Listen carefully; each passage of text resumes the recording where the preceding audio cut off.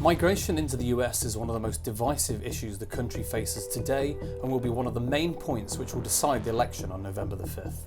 Today we're going to discuss the unprecedented number of people coming into the country and the impact it is having on American cities and people.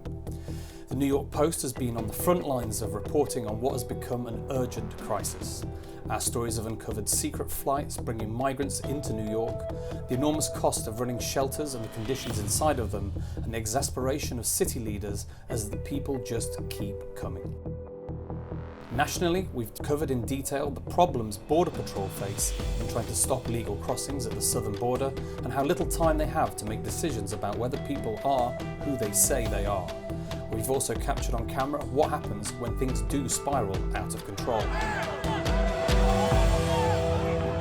Firstly, to provide some contexts, between 2009 and 2018, immigration levels in the US were low.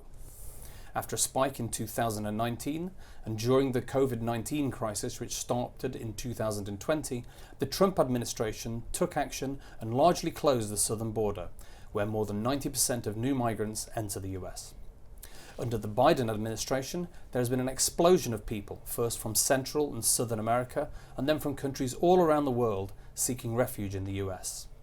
Figures from Customs and Border Protection show over 9 million people have been encountered by border agents since Joe Biden took office. This is way beyond the number of people Border Patrol have the capacity to handle. Some of the nation's biggest cities, including New York, Chicago, Houston, San Diego and Denver, have struggled to cope with the huge influx who have arrived needing food, shelter, medical attention and other services. And the problem isn't going away. Millions of people are waiting in the country for years as their asylum claims play out through the courts. But before we get to that, let's have a look at the origins of the crisis. To discuss this, I'm joined by New York-based reporter Kevin Sheehan, who has been on the beat in the city, which has been the #1 destination for newly arrived migrants since the crisis began, and the Post's Texas reporter and border specialist, Jenny Tare. I recall from your reporting one particular incident which was spotted at the Texas border, whereby you saw some migrants trying to rush into the US by force. Can you describe that scene for me and how it was? Yeah, I mean, that was a really unexpected situation. It's something that from covering the border, you think could be a possibility, and sources always tell you, what if I'm the only Border Patrol agent out there and they all rush me? That's something that is the worst fear among our law enforcement down there. This happened, in March, and a group of migrants had been organized by Texas soldiers who were down there under state orders by Governor Abbott. They were being organized in El Paso after crossing from Juarez, Mexico. And there were about 600 migrants. Now they were organized into two different groups. It was women and children and families, and then single adult males. So the soldiers down there were trying to keep them in orderly lines to remove some of the single adult males back to Mexico and to leave the rest for Border Patrol. This was in front of a gate, so they knew that Border Patrol was going to come eventually, open the gate, and then process them and probably release them into the country. So when these migrants started to peel off and realize they were going back to Mexico and their fate was not what they had wanted, they became very disorderly, but it happened so quickly you couldn't really expect that they would just basically rush the border wall there. They would create so much chaos that you had soldiers who were injured. You had a soldier they were trying to take his gun, a soldier whose knee was stomped. And it just happened within seconds. It really did. And they were really able to, these migrants, overpower the soldiers down there. I mean, it was 600 versus just a few, maybe, a couple handfuls of them were there. And it was very, very scary to watch because you think in the back of your mind as a reporter down there that something like that could possibly happen, but you don't know what it's like until you really see it. And I think that changed a lot of things for me when covering this, just looking at who are these people coming across, how do they view our law enforcement, how do they view the rule of law, what are their expectations in this country? And it was a very big turning point, I think, in this crisis. Yeah, I believe so. The video of it really does shock. It shows you, exactly how quickly things can turn into being a quite terrifying experience. Do you know what happened to the people who rushed the border in the end? Yeah, so a lot of these migrants who were charged with rioting by the state, their charges were dismissed. They were handed over to federal custody, to ICE. And we've since learned that ICE has started to release a lot of them, unfortunately. Release them into the country. Okay. Some have been deported. Some are still in custody and are kind of in this waiting period. Are they going to be deported or are they going to be released into the country? But again, it's a very arbitrary system how ICE determines that. We also had a group of 9 individuals who were tagged as the ringleaders of this. 8 of them were arrested, 1 remains at large. He was said to be going to an address in Phoenix where local authorities there did check that address for the Texas authorities. He was not at that address, which is a very common thing, especially you mentioned, Border Patrol releasing people into the country to go wherever. Well, they do have to give an address. They technically, should. They're encouraged to. Sometimes they don't, but they do give addresses.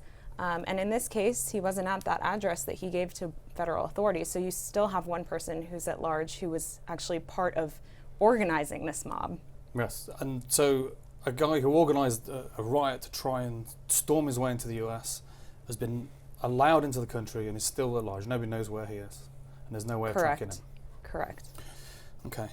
Kevin, I believe that you were in New York in 2021 when secret migrant flights were found to be coming in the dead of night to bring people from other countries into the US to seek asylum.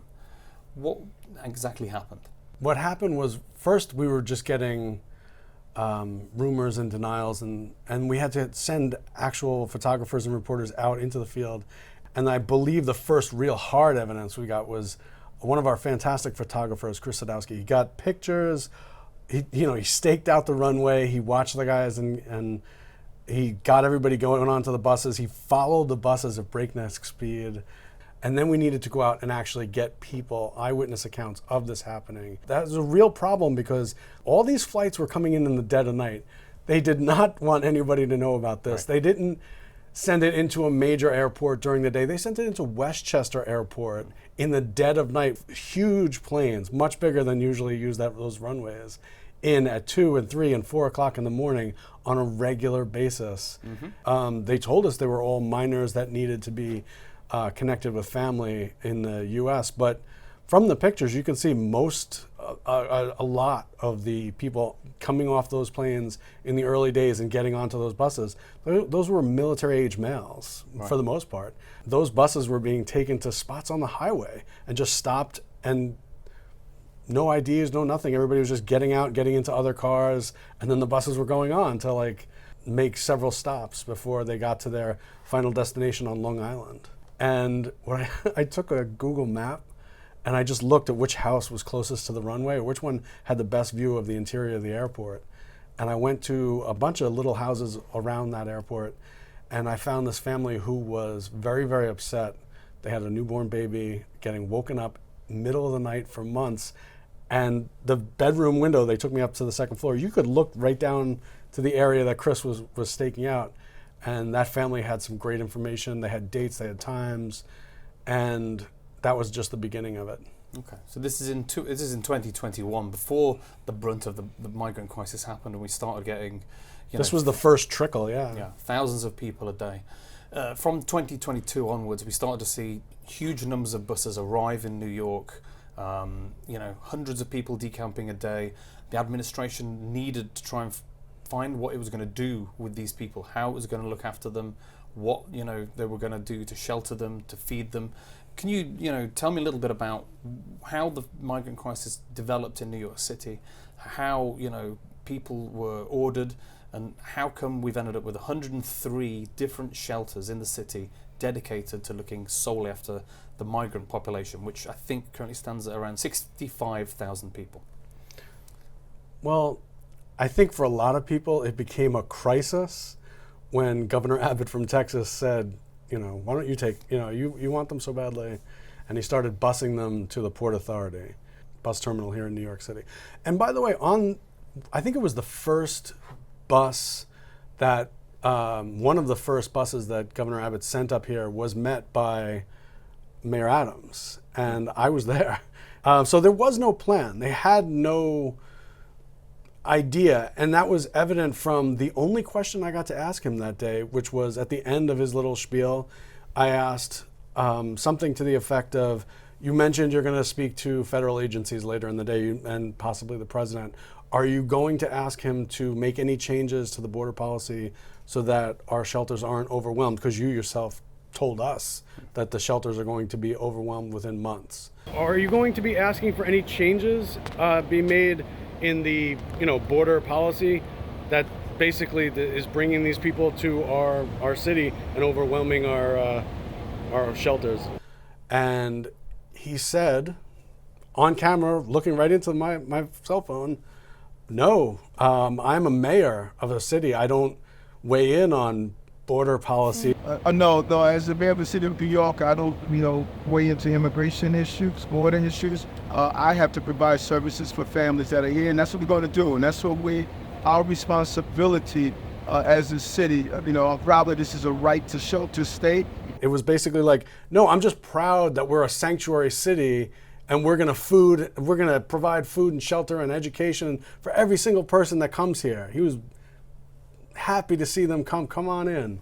That message changed dramatically within 8 or 9 months. He was saying this is the White House's fault. This is a federal problem. After all the shelters had been overwhelmed, after his entire city budget was spent in a few months. It is the irresponsibility of the Republican Party in Washington for refusing to do real immigration reform, and it's the irresponsibility of the White House for not addressing this problem.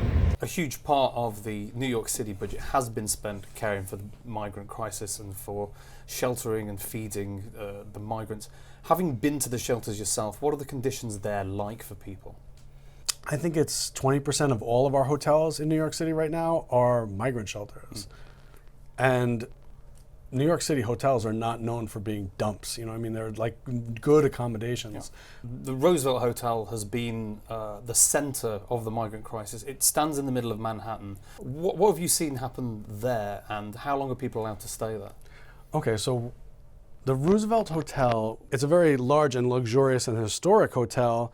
And at first, they weren't telling, in fact, they were flat out denying that it was going to be used as a migrant shelter. The Post sent me over to see if we could find out if it was, and I just happened to bump into a few construction workers, and they were like, "Oh, I love the Post. Yeah, anything you want to know. What do you want to know?" And they told us all about it. They told us, "Oh, it's a 3-year contract, and it's the first phase is 500 rooms. That's what we just finished. And there's this and there's that." And they gave us the information they had. And then we immediately just went down the block and asked all the vendors and restaurants, and did you know that there's going to be a migrant shelter across the street? And the Greek restaurant on the corner goes like, "You got to be kidding. You're going to destroy my business?" And he called Mayor Adams right there, like while we were talking. So the Roosevelt Hotel being a hub, it was, like I said, it was a Band-Aid on a gunshot wound. It was really like trying to handle an influx that they couldn't possibly keep up with. And that was evident from the many scenes outside where they were overwhelmed. Inside was all full. So they were outside just baking in the sun or standing in the freezing rain. And that was the best we could do, I guess, at the time. And as soon as those images hit the airwaves, they shut it down. They just, came up with a different plan. And that's what they've been doing. They've been just basically reeling from one crisis to the next. Yeah, it seems. Eventually, the New York City administration imposed limits on how long people were allowed to stay in the shelters. It's 30 days for single men, 60 days for families. And that is in order to get them to move on from these shelters to find alternative accommodations. How has that affected what's happening in the city? And has that meant that there's less people here? Are they moving on? Are they going to other places? Or are they staying in the city and finding other places to camp out? Are they sleeping rough? Number one, it's not a hard deadline like 30 days and that's it, you're out. It's 30 days, and then you have to reapply. So they're not exactly out. They're just having to go wait on another line, sign up for something else, and go to a different shelter. So there's a rotation now going through. I guess what they're hoping is that, like most people, the migrants are going to get sick of standing on lines and filling out forms and find something else, another measure.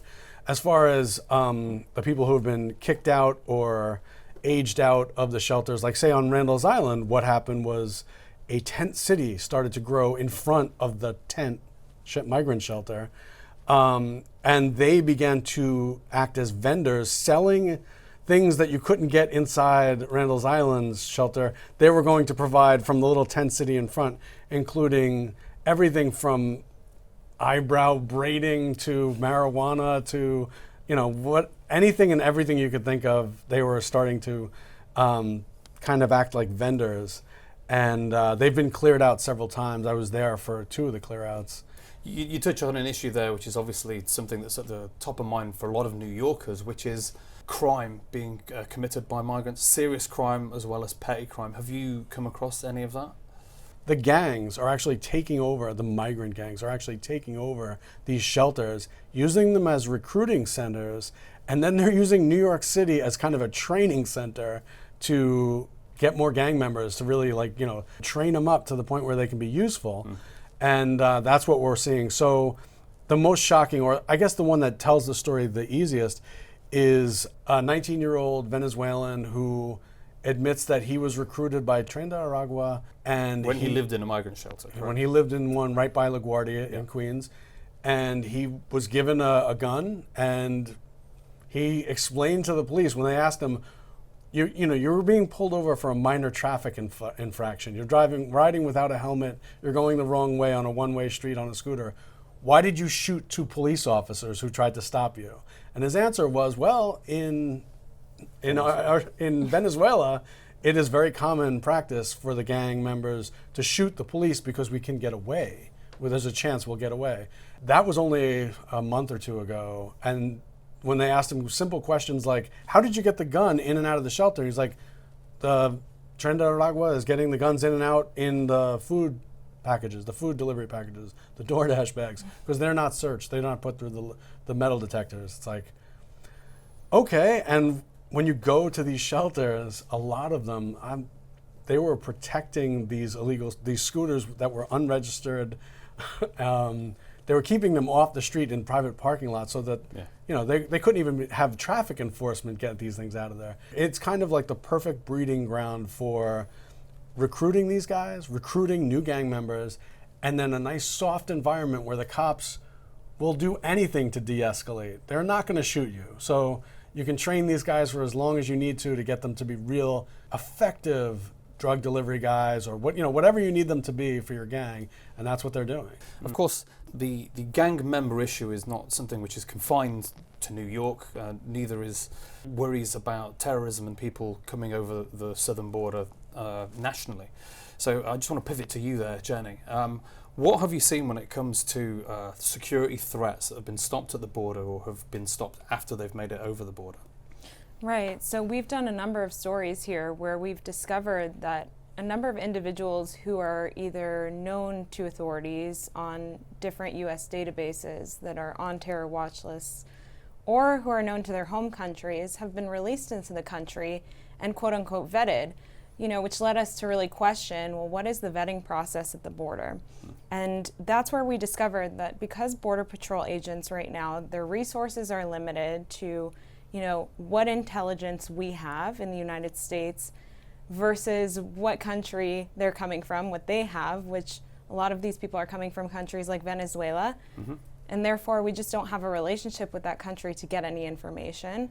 And we have people that are coming that are going through this process of vetting. Nothing's coming up on them, but they are threats to this country, or they may pose as threats to the country, and they're being released. And Border Patrol agents we've talked to have said this. They say they're knowingly having to release these people, that they're knowingly handing off people to traffickers, that they know they're releasing threats into the country. But unfortunately, they say that the orders from this administration are to get people in and out of custody as quickly as possible, typically within 72 hours. I think it's worth here for us to just sort of explain a little bit about what the process is when somebody comes to the country.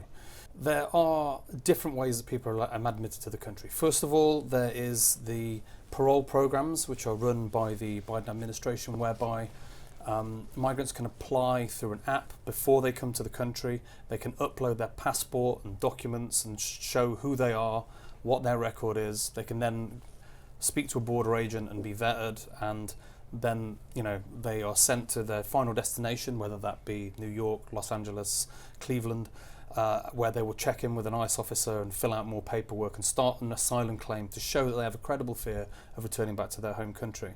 That's not the majority of people who are coming to the country. The majority of the people who come to the country are apprehended illegally crossing the border, and then they're taken in by Border Patrol. Then what happens to them? Right, so they're taken in by Border Patrol. Some of them aren't, by the way. Some people sneak through. Yeah. But the ones that are taken in by Border Patrol, their biometrics are taken, so their fingerprints. Whatever information that's had on them within the United States is going to be more likely to come up. So if they've been here before, or if they've committed a crime here before, that's something that's more easily known than from their home country. Now, again, it depends on their home country, but we see a lot of people from very adversarial countries to the U.S. I mean, China is not going to willingly share that kind of information with us. So these checks are run, but again, the clock starts once they're taken into Border Patrol custody. So they really need to be moved out, usually within the 72-hour window. So Border Patrol, when they're really overwhelmed during these times that you reference, when hundreds of thousands of people are coming across illegally, they really have to just take them in, run these checks as quickly as possible. They can hold them for a little bit. They can question them if they feel like there's a need. Usually if there's some derogatory information that does come up on them, they can have intelligence officers come and interview them, or they can hand them off to ICE. But in the majority of cases, they are released into the country with what's known as a notice to appear document, which is their future court date, which is in years. And that court date is an initial hearing. They have to go through a series of hearings over a number of years. Usually it takes like 4 years to really complete the entire immigration process to then be ordered removed into the country. But there's so many avenues that could happen that could actually stand in the way of removal as well. So what you're saying is that the majority of people who are apprehended coming over the border are released within 72 hours, and then they're free to go anywhere they like in the United States, and they probably have a number of years before there'll be any order to remove them or any sort of action taken against them. Right, exactly. Unless they're committing an egregious crime in this country, for example, like shooting a NYPD cop. But it would need to be something to that level for ICE to say, you know what, we can utilize our limited resources to go out and get these people. In a city like New York, in a city like Atlanta, this is really hard for them to find the resources to do. So it really has to be those egregious crimes, and has led to those arrests of terrorists or potential terrorists in the United States already. Yeah. In your reporting, I have read about a particularly interesting example where a man was stopped on the border and actually admitted to being a terrorist. Can you describe that for me? Yeah, so this was a man from Lebanon. He came across the border into Texas illegally. And what's very strange about this case is he actually admitted that he was coming here, he said, to build a bomb in the United States, and that he was going to New York. Now, he didn't admit this to the border agents, but he was in Border Patrol custody. He was admitting this to the health officials who were screening him as part of just the normal protocol. And when they heard that, they reported it to the agents, who then screened him and realized, yeah, we got to keep this guy for further questioning. But I remember doing that story, and we kind of talked about it, is just, well, what if he hadn't said anything? I mean, the likelihood of someone like that being released after talking to sources is pretty high, because there really wasn't any information on this guy. No one really knew who he was, from this random guy from Lebanon. And sometimes as well, they have to take people at their word. We don't know if he came with an ID and a legitimate passport. I mean, that's another thing. You could just say your name is X, Y, and Z, and they have to just take that information, unless there's all those records that they have. Yeah, that's another good point to make, is the fact that often the border patrol agents are relying on the information given to them by the person who is trying to cross the border, and they have to go by what they tell them as being true. If they don't have an identity document, if they've burned or discarded their passport before crossing over the border illegally, there's nothing to identify them. But once they're on American soil, anyone has to be vetted to see if they qualify for asylum or not. I believe that is something that Biden and his administration initially did say they were going to put a stop to, and that they were going to deport anybody who doesn't have a means to be here and doesn't have the correct paperwork. What happened to that, do you know? Well, it seems like the system really in place is that you have to wait for your proceedings to go through. You have to wait through every court date for that actually to possibly happen. What the Biden administration has done, though, is they've said we need to really look at our resources and say where can we use them the best and where can we really use them to enforce the law in the most egregious cases. And what they've moved to do is dismiss a lot of these cases, to close a lot of them, to push the immigration judges to say, well, if there's really no threat, if this person's not a severe criminal, we're going to use prosecutorial discretion and say, okay, well, maybe in this case, just close the case. Now, that person is now undocumented, and there are hundreds of thousands of these cases where this has happened. But that person is undocumented. They're not technically, given any status. They do have the opportunity to apply for another form of status if they want, which is something we discovered just through finding out how these people are staying, if they're not overstaying just a deportation order. So they're basically allowed to stay here for an indefinite period of time. So the Biden administration, though, took some last minute steps just, about a month ago to say, okay, now we're going to crack down on the border. And a lot of these Border Patrol agents told us that, well, this is just too little too late. Why all of a sudden, why in an election year is Biden do this? I mean, they thought it was very political because they've been dealing with this for years, and it's ruined their lives. It's ruined their families. It's led to a surge in suicides among agents. Yeah. It's no small thing for them. So these new rules try to crack down on the asylum process and the abuse of it by saying if you really don't have a credible fear, we're not going to give you access to the asylum process. We're not going to release you with a court date at all. Yeah. So there has been a slow at the border right now. It's also a time of year where it's very hot and people tend to not cross. But activity has slowed. But again, with a lot of agents telling us, this is the 11th hour and the damage is already done.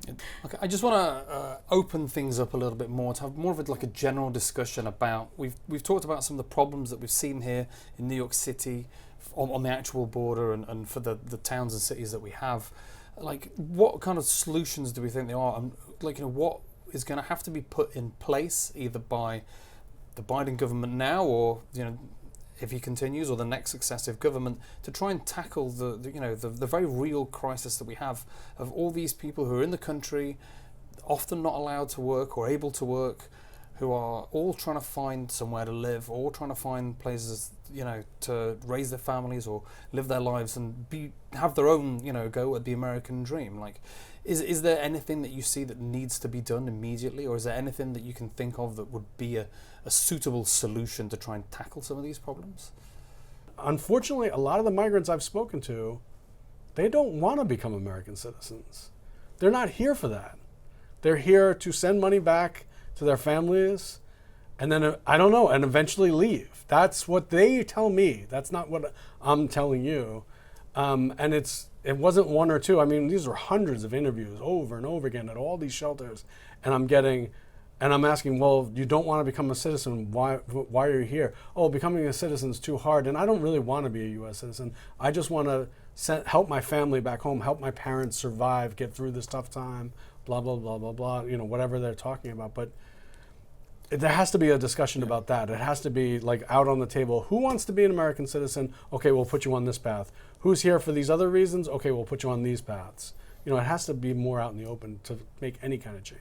There has to be a change in asylum policy, and there has to be a change in the way that people are vetted on the border. And that things have to slow down, I think, is the main thing. And I think that with what's happened recently, the administration has sort of proven that they can do that if they wanted to. But why didn't they want to before? And Right. what impact has that had on the border patrol and the people who are trying to police the border? Because instead of being there trying to help people who are stranded, who've illegally tried to enter the country, or instead of being there trying to stop people from illegally entering the country, they're having to sit in a desk and do interviews and process people all day. And the interviews are largely meaningless because they don't actually collect that much information from the people. Right, exactly. It definitely starts with vetting, the ability to vet people properly. An interesting way that the Trump administration actually just bought themselves more time was they made a deal with Mexico, and they said, can we just have people waiting in Mexico until their cases are adjudicated? So that was the Remain in Mexico policy, and that seemed to really work to deter a lot of people from not only illegally crossing, but making kind of false statements to stay in the country, which is something that you guys have seen in New York City with these people saying, well, they're just here to send remittances back to their home countries, but once that's over, they're going back. There's no such thing as economic asylum. So that's a disqualifier for that process. And if someone knows that they're going to have to wait in a crappy shelter in Mexico, if we're being honest, they're not going to want to go through that process. It's going to deter a lot of people from coming. Unfortunately, that program had ended, and since the Biden administration started, rolled back what's known as Title 42, which was the COVID era policy to remove people solely on the basis of the pandemic, just saying that we don't want to increase the impacts of COVID on our country. That also, combined with that, was a big deterrent for people. And if it wasn't, a lot of them were being sent back to Mexico. There are no simple solutions, but I think that the one takeaway that, having covered the border for both of you, that we have, is that there have been too many people admitted into the country too fast, and that there needs to be a dramatic curve on that in order to ensure that the people coming into the country are doing so for the right reasons, and that they're not going to disrupt, the American way of life, as it were. Yeah, absolutely. I think that's where these border communities can agree upon with law enforcement and with, blue states like New York or Illinois that are also dealing with this. And I think that takes us back to where this all kind of started for New York City, which was Governor Abbott busing people. I think that's kind of what he wanted to show, is look at what we have to deal with on the front lines, and now you're at the front lines. And so it's really brought this issue onto the national stage, and now it's a top issue for voters in the election. And I think it is bringing a lot of questions for policymakers as to what they can do to address it. Kevin, I'm sure you see the same point, that leaders in New York now know a lot more and are a lot more engaged in the migrant crisis than they ever previously were. I think leaders in New York right now are afraid that their constituents are seriously angry about the border crisis, because now it's on their front doorstep and they're going to lose their jobs, the New York politicians. I think the question we should be all asking ourselves is, why was this policy put into place? I don't know how many million people came in, as far as how many people actually crossed the border in the last 3 or 4 years. Wouldn't you include, the number of the people gotaways and all everybody? People who weren't counted coming through an entry point. The numbers get pretty mind-blowing. Yeah. So the question is, why? Why would that? And then you look at things like the vote that recently happened, where they wanted to make citizenship, proving your citizenship, a requirement of registering to vote in federal elections. And 198 Democrats voted against that. So I look at things like that. I look at my city, New York City. The Assembly passed a law that non-citizens can vote in city elections. And then it was overturned by Albany because it was against our Constitution, New York's Constitution. So why was this policy put into place? And I talk to the migrants. I talk to the migrants at the shelters. They love President Biden. They love him. They say he's a kind man. He's our father. He is this, like, they talk about him like he's Abraham Lincoln. So I think we should be looking more like, why were these policies put into place? Why did they continue? Why do they continue? And why all of a sudden is it like, starting to get top of mind? And well, it's because the people that are being impacted are no longer people far away in another state in Texas. It's the people who are like, you put another shelter on my block and I'm losing it. Like, these people are at their wits' end. I'm seeing them every day. So that's what I see with New York politicians, is they're finally scared because their constituents are like, I can't live like this. You took away my quality of life. You're taking away everything that's, I've come to understand as my way of life here in New York City. And you expect me to keep voting for you guys? Sorry, that's not going to happen. So they're all kind of on the run, if you ask me about that. Fantastic. Okay. Well, Jenny, Kevin, thank you both very much for taking part in this.